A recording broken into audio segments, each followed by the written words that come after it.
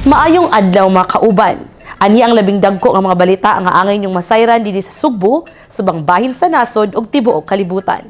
Ako si Angel Cafesanyal ug kini ang My TV Cebu, The Week That Was. A recap of the stories that matter. I, Alan Peter Schramm. Nisulbong ang tensyon sa politika ug seguridad sa nasod, human giuyog sa kontrobersiya ang kalit nga pag-ilis ug pangatungdanan sa Senado ning Lunes, lakip na ang pagpakita og balik sa dakpunonon nga si Senador Ronald Bato de la Rosa. Taliwa sa giluwatan nga warrant of arrest sa International Criminal Court. Si de la Rosa gipasanginlan nga indirect co-perpetrator sa war against drugs sa nabilanggo nga si kanhi presidente Rodrigo Duterte sa The Hague sa the Netherlands. Human sa kapinunom kabuwan nga wala pagpakita sa Senado ug pag-apil sa mga sesyon nga kabahin sa trabaho sa usa ka senador, mibalik si De La Rosa sa Senado. Apan ang iyang pagbalik dili ordinaryo, tungod na susama kini sa usa ka action scene kung asa makita nga nagdagan ang senador kauban ang iyang staff paingon sa Senate Plenary Hall o gigukod sa magikatahong mga sakop sa National Bureau of Investigation o NBI.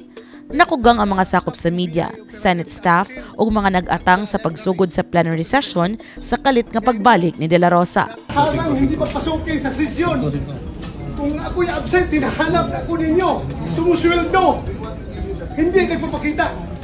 Ngayon, papakita ko dito. Oh, hinara ko ng mga NBI, niresling ako doon.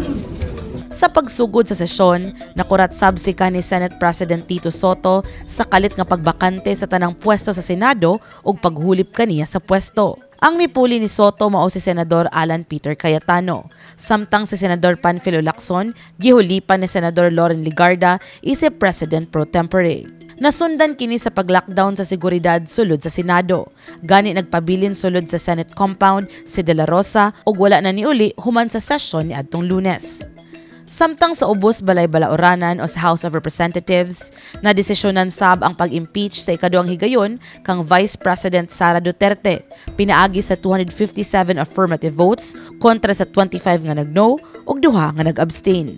Samtang siyam ka kongresista gikan sa Sugbo ang mibotar og yes sa impeachment complaint ug upat ang nag-no.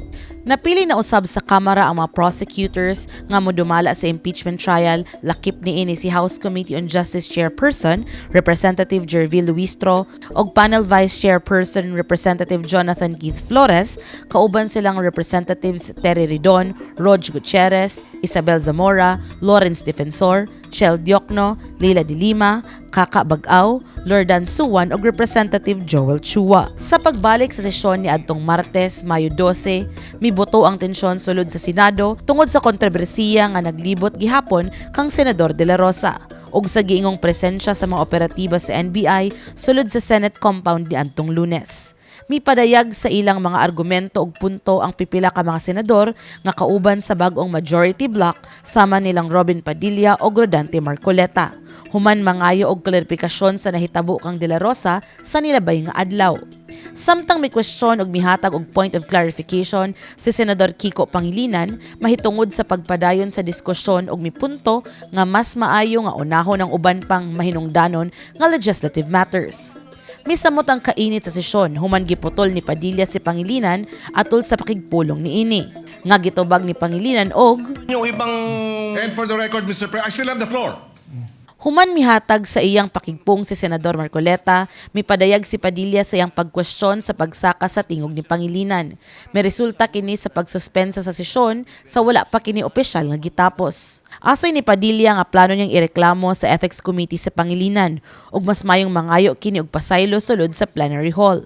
Apan si Pangilinan gibarugan nga sa maong komitiba husayon ang maong reklamo, kay matud pa, dagan pang mas importanteng angay tukion sa sesyon. Sa laing balita, gipadayon karong Martes, May 12 ang pagdungog sa kaso batok kang Sian Pajarillo, ang suspect sa kamatayon sa Batanong businessman nga si Kingston Cheng.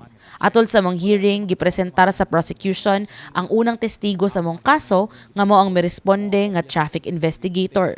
Sa mosunod nga mga hearing, gipaabot nga anaa pa sa di mo menos 7 ka witness ang ipresentar sa prosecution. Samtang sa Miyerkules, gawa sa politika, mibalik sab ang kabalaka sa enerhiya. Human gipaubos sa National Grid Corporation of the Philippines kun NGCP sa red o yellow alert status ang Visayas Grid tungod sa kakulang sa supply sa kuryente. May resulta kini sa rotational brownout sa pipila ka bahin sa Cebu City o bang lungsod sa Metro Cebu o kasamtangang nasinati hangtod ding weekend sa pipila ka bahin gihapon sa Metro Cebu. Nagpadayon sab gihapon ang hagit sa pagduma sa basura human naghimo ang Cebu City Government og task force aron padayon nga mangita og permanente nga dump site. Kinisubay sa pagbalik sa operasyon sa garbage staging area sa South Road Properties bisan pa sa mga naunang paningkamot nga mapahunong kini. Samtang padayon sabang gipahugdan sa mga lokal nga gobyerno ang kampanya Batok Drunk Driving. Sa Mandaue City, gidonar sa LTO-7 ang duha ka breath analyzer unit aron mapalig-on ang implementasyon sa anti-drunk driving law. Sa Talisay City, gikabalakan sa mga otoridad ang pagsaka sa ihap sa mga namatay sa road accidents, din gihisgutan nga usa sa mga nag-unang hinungdan mao ang pagdrive o bus sa impluwensya sa ilimnong makahubog. Dito sa Senado, naputo sa tensyon, kagubot ug kabalaka human sa sunod-sunod nga pagpamusil sulod mismo sa Senate building. Sa wala pa ang kaguliyang, una nang nagpost og video sa Senador De La Rosa din iyang gibutyang gadunay planong pagdakop kaniya ni anang adlaw. Dayong gabii, daghang sakop sa media, mga security personnel ang nag-atang sa Senado. Misamot ang tensyon dihang namahayag ang Acting Sergeant at Arms sa Senado nga si Mau Aplasca nga duna sila'y dakpon. Pipila ka hugna ang milabay, nadungog na ang sunod-sunod nga buto sa pusil. Oh my God! Oh my God! May nagpaputok!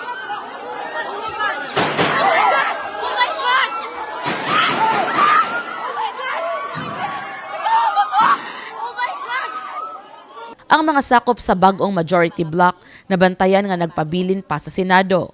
Gani human sa kaguliyang, dungan sila nga nag-live silang Facebook accounts ug namahayag sa sitwasyon sa sulod.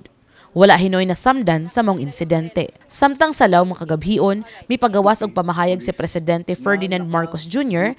nga walay operatiba sa NBI sulod sa Senado ug wala sabsay gimando nga pagdakop kang De La Rosa. Matod niya nga mga miyembro sa PNP ug Marines ra ang naa sa lugar nga normal nga gidestino aron mapatuman ang seguridad. Usa ka adlaw human sa komosyon nitumaw ang pamasangil ug ang pangutana kung planado ba ang maong hitabo human sa managlahi nga pamahayag sa nalambigit nga mga operatiba. Butang nga kusganong gihimakak ni Senate President Alan Peter Cayetano. Sa interview sa media, isog nga namahayag ang senador nga way kamatuoran ang mga aligasyon ug mibutyag nga the Senate is under attack. But I don't think there's any question. The Senate is under attack, was under attack. All of you, your lives were in danger last night. Samtang nakumpirmar usab nga kadlawon sa Huwebes, mibiya na si Senador De La Rosa sa Senado, kuyog si Padilla. Suma sa impormasyon nga gikan sa Senate Secretariat. Hangtod karon, wa pa gihapon masayri ang iyang nahimutangan.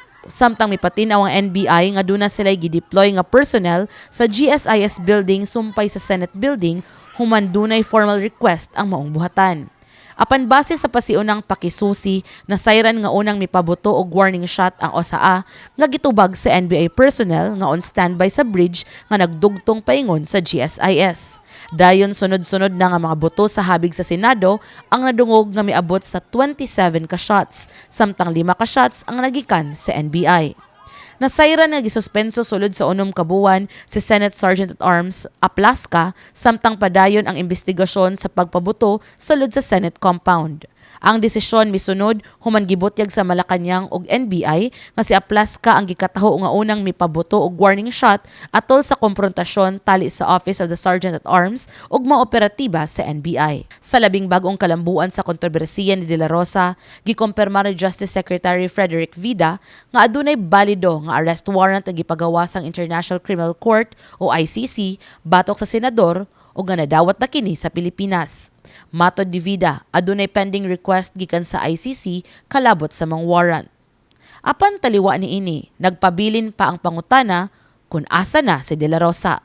Samtang dinhi sa Sugbo sa pagtakop sa simana, emosyonal nga nakabalik siyang pamilya ang 68 anyos nga si Tatay Ireneo Selma Vidal, human kapin sa usa ka simana nga nadakpan sa Cebu City Anti-Mendicancy Office, human gipasanginlan nga nanlimos. Midepensa si Tatay nga nagperform lamang siya gamit ang harmonika. Apan midepensa ang si Kamo nga 5 kahigayon nilang nadakpan ang senior citizen og naaktuhan kini nila nga nanglimos sa dan. Gikabalakan sad karon ang pagsugod na sa paghubas sa tubig sa pipila ka sapa sa Sugbo. Apil na niini ang Haklupan River sa Talisay nga usa sa dakong tinubdan sa water supply sa Sugbo. Pasalig sa MCWD nga duna na sila'y contingency plans nga gipatuman apan mihangyo sa katawhan nga magdaginot gihapon ilabi na ning panahon sa ting-init. Ug mao kadto ang labing dagko nga maistorya nga angay ninyong masayran karong simanaha. Ako si Angelica Faisaniel ug kini ang My TV Cebu, The Week That Was.